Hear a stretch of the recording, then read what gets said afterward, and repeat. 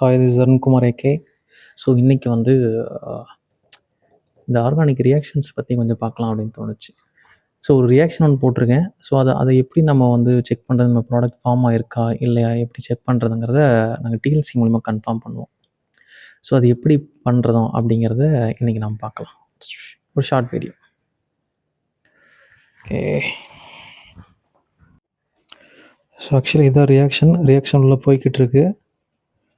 So இதிலேருந்து எப்படி product form ஆயிருக்கா இல்லையா அப்படிங்கிறத எப்படி பார்க்கலாங்கிறத பார்ப்போம். ஓகே.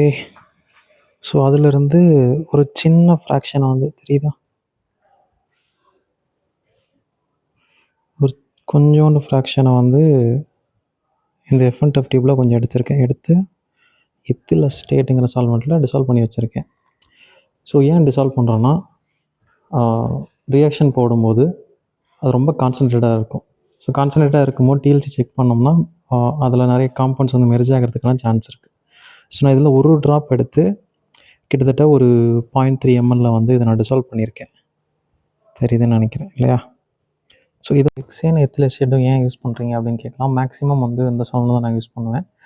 ஹெக்சேன் வந்து நான் போலார், எத்தில் அசிட்டேட் வந்து கொஞ்சம் போலாராக இருக்கும் கம்பேர் பண்ணும்போது. ஸோ இது வந்து டிஎல்சி ரன் பண்ணுறதுக்கு ஒரு ஐடியல் சாய்ஸ். நிறைய ஆர்கானிக் காம்பவுண்ட்ஸ் வந்து இந்த மிக்சர் ஆஃப் சால்வெண்ட்ஸ் தான் வந்து யூஸ் பண்ணுவாங்க. ரேஷியோ நம்ம வந்து சேஞ்ச் பண்ணிக்கலாம். போலாரிட்டி வைஸ் ரொம்ப போலாரிட்டியாக இருந்துச்சுன்னா நம்ம எத்திலேஸோட ஃப்ராக்ஷன் அதிகம் பண்ணலாம். இல்லை கம்மியாக இருக்குது, ரொம்ப லெஸ் போலார் காம்பவுண்ட்னா ஹெக்சேன்லேயே நம்ம ரன் பண்ணிக்கலாம். ஸோ என்னோடய காம்பவுண்ட் வந்து போலார். நான் வந்து அஸ்டெல் ரியாக்ஷன் ஃபெடரல் கிராஃப்ட் அஸ்டெல்லேஷன் ரியாக்ஷன் போட்டிருக்கேன். ஸோ அது வந்து ரியாக்டண்ட்டை விட ப்ராடக்ட் வந்து மோர் போலாராக இருக்கும். ஸோ என்கிட்ட ஹெக்சேன் இருக்குது, நான் தனியாக லேபிள் பண்ணி வச்சுருக்கேன். ஸோ ஆல்ரெடி எனக்கு அளவு தெரியுங்கிறதுனால அந்த ரேஷியோ எப்படி இருக்கும்னு தெரியுங்கிறதுனால எனக்கு தெரியும். ஸோ புதுசாக யாராவது யூஸ் பண்ணிங்கன்னா நீங்கள் ஒரு மெஷரிங் ஜார் வச்சு அளந்துட்டு அப்புறமா யூஸ் பண்ணுங்கள். Okay.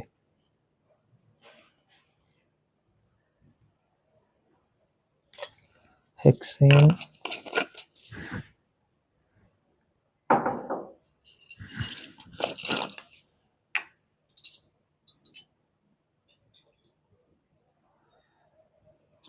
and then ethyl acetate. Okay. So ரொம்ப முக்கியமான விஷயம், சால்வெண்ட் கண்டாமினேட் ஆகிடக்கூடாது, ட்ராப்பரும் கண்டாமினேட் ஆகிடக்கூடாது. ஓகே. ஸோ இதுதான் சால்வெண்ட் மிக்சர். ஓகே. ஸோ இப்போ இதில் வந்து டிஎல்சி ரன் பண்ண போகிறோம்.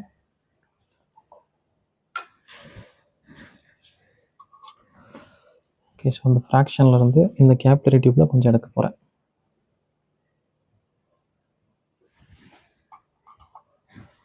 ஸோ இந்த டிஎல்சியில் வந்து இந்த கோடு இருக்கு இல்லையா, இந்த கோட்டில் தான் நம்ம ஸ்பாட் வைக்க போகிறோம்.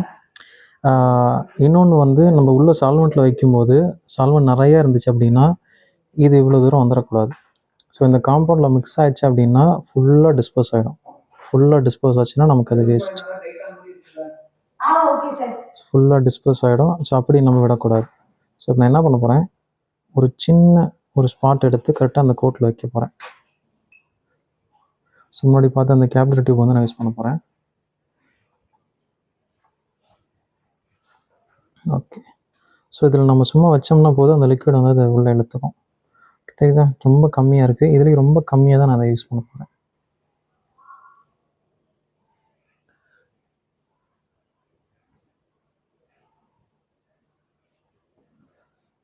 தெரியுது, ரொம்ப சின்னதாக இருக்கும். நான் என்ன பண்ணுவேன்னா,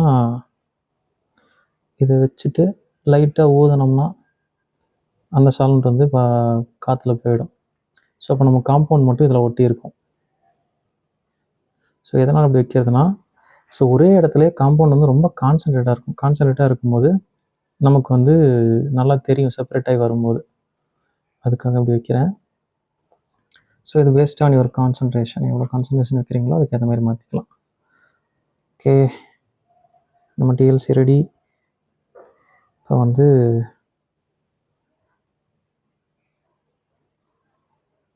ஸோ தெரியுதா, சென்ட்ரலாக சின்னதாக ஒரு ஸ்பாட் வச்சுருக்கேன். இப்போ இதை தூக்கி டிஎல்சி சேம்பரில் வைக்க போகிறோம். ஸோ பார்த்தீங்கன்னா தெரியும், இந்த டிஎல்சிலேருந்து இப்போ சால்வெண்ட் வந்து மேலே போய்கிட்டு இருக்கு. இது வந்து எகெயின்ஸ்ட் த கிராவிட்டி. மேக்ஸிமம் மேலேருந்து தான் கீழே வரணும். ஆனால் அந்த டிஎல்சியில் மட்டும் கீழேருந்து மேலே போகும். ஸோ என்னென்னா, இந்த வெள்ளை கோட்டிங் இருக்கு இல்லையா, இது வந்து அலுமினியம் ஷீட். அதுக்கு மேலே சிலிக்கான் டை ஆக்சைடை வந்து கோட் பண்ணியிருப்பாங்க.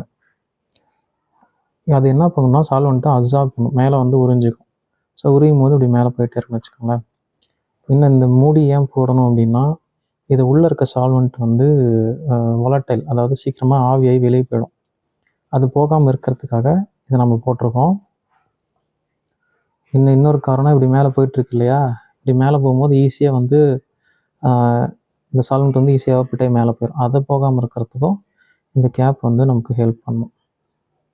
ஸோ நான் என்ன பண்ண போகிறேன், கொஞ்சம் தூரம் வரையும் இதை ரன் பண்ண போகிறேன். இவ்வளோ தூரம் ரன் பண்ணதுக்கப்புறம் நான் அதை எடுத்துகிட்டு, ஆக்சுவலாக என்னோடய காம்பவுண்ட் வந்து யூவி ஆக்டிவ், அது வந்து ஃப்ளோரசன்ஸும் காமிக்கும். அது எப்படி இருக்குங்கிறத நம்ம பார்ப்போம்.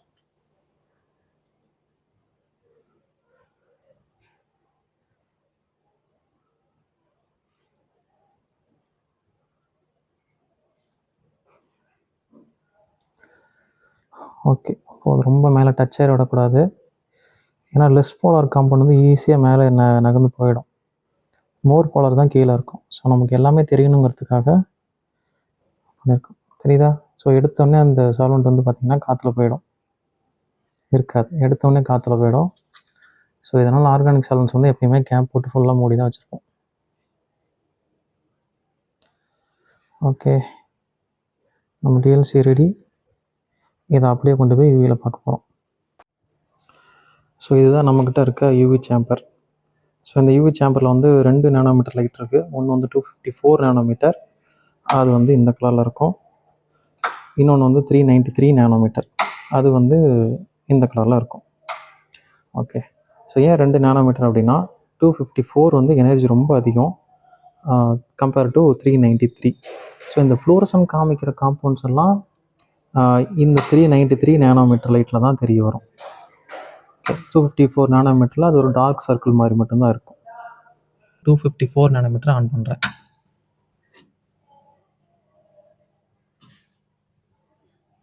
ஸோ இது பார்த்தீங்கன்னா உங்களுக்கு தெரியும், 250 நானோமீட்டரில் சின்ன சர்க்கிள் மாதிரி இருக்கு இல்லையா. ஆமாம், இது வந்து என்னோடய ரியாக்டன்ட். இது ரியாக்டன்ட்லேருந்து தான் இம்ப்யூரிட்டி. இது என்னோடய ப்ராடக்ட். இது வந்து ரியாக்டன்ட்னால வந்த இம்ப்யூரிட்டி. அதுக்கு கீழேயும் ஒரு ஸ்பாட் இருக்குது. ஸோ இப்போ எனக்கு தேவையான ஸ்பாட் எதுன்னா, இங்கே ஃபார்ம் ஆகிருக்கு இல்லையா, இதுதான் எனக்கு தேவையான ஸ்பாட்.